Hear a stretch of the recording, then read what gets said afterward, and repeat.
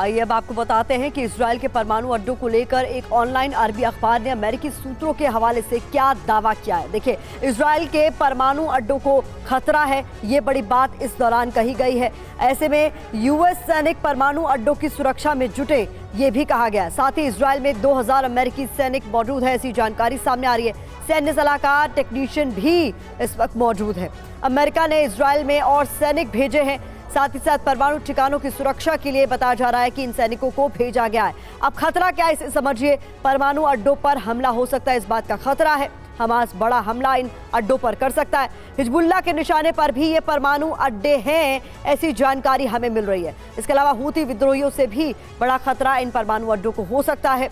बता दें आपको, ये समझना जरूरी हो जाता है ऐसे में कि कितने परमाणु ठिकाने हैं जिन पर ये खतरा मंडरा रहा है। तो इजराइल में 2 एटमी ठिकाने हैं। पहला बता दें आपको, डिमोना परमाणु अड्डा यरूशलेम से करीब 90 किलोमीटर की दूरी पर है, और दूसरा यवने परमाणु अड्डा जो कि रेगिस्तान के पास बताया जा रहा है। ऐसे में ग्राउंड जीरो पर चूंकि TV9 संवाददाता विपिन चौबे हमारे साथ जुड़े हुए। विपिन, 60 सेकेंड में बताइए कि इजरायली परमाणु अड्डे पर हमास क्या हमला कर सकता है, इस बात की गुंजाइश कितनी है? देखिए, इस बात की गुंजाइश है क्योंकि ऐसा माना जाता है कि जब अंत समय आता है तो आदमी अपने बचाव में या अपने आप को प्रमाणित करने के लिए बहुत कुछ करता है।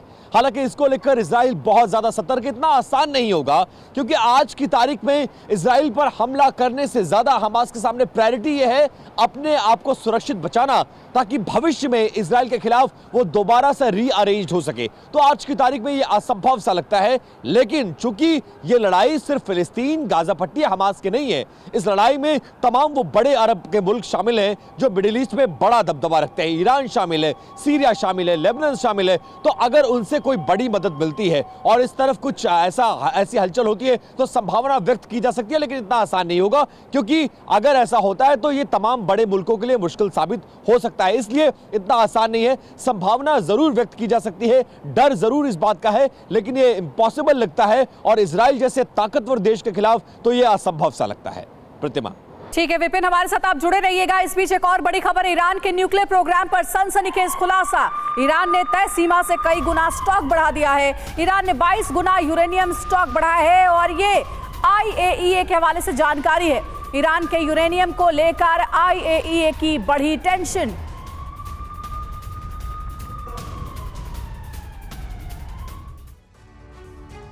तो देखिए, ईरान की तरफ से बड़ी तैयारी की जा रही है। ईरान का परमाणु मिशन दुनिया में न्यूक्लियर टेंशन बढ़ा रहा है। IAEA की तरफ से जो बड़े दावे किए गए हैं, जल्दी से वो आपके सामने रख देते हैं। ईरान के बारे में क्या जानकारी दी गई है। 2015 के समझौते से कहीं ज्यादा यूरेनियम इकट्ठा किया जा रहा है। ईरान के अंदर जो लिमिट तय की गई थी उससे 22 गुना ज्यादा यूरेनियम इकट्ठा कर रहा है ईरान। मंशा क्या है, यह बड़ा सवाल है। 60% बेहतर क्वालिटी का यूरेनियम संरक्षित किया जा रहा है और ऐसे वक्त में जब हमास और इजराइल आपस में उनकी जंग चल रही है और ईरान हमास के साथ खड़ा नजर आ रहा है इस जंग में, ये जो डेवलपमेंट है बहुत अहम हो जाता है। यूरेनियम एनरिचमेंट देखिए 90% बताया गया है। IAEA ने ईरान के बारे में ये जो जानकारियां दी हैं ये अपने आप में बहुत इंपॉर्टेंट हैं। यानी IAEA की तरफ से इन आंकड़ों के जरिए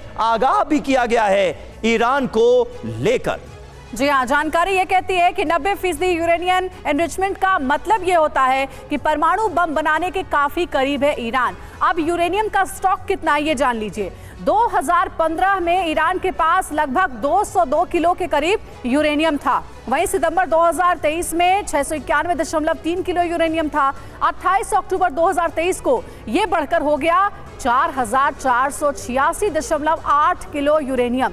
तो आप समझ सकते हैं कि इसी बात को लेकर के IAEA की टेंशन बढ़ गई है और चेतावनी भी है कि ईरान अब बहुत जल्द न्यूक्लियर टेंशन भी दुनिया के सामने बढ़ा सकता है। बिल्कुल अंजलि, और इससे पहले ये तमाम खबरें सामने आई थी कि सिर्फ 1 हफ्ता चाहिए परमाणु बम बनाने के लिए। ईरान ने खुद को इस लेवल पर पहुंचा दिया है।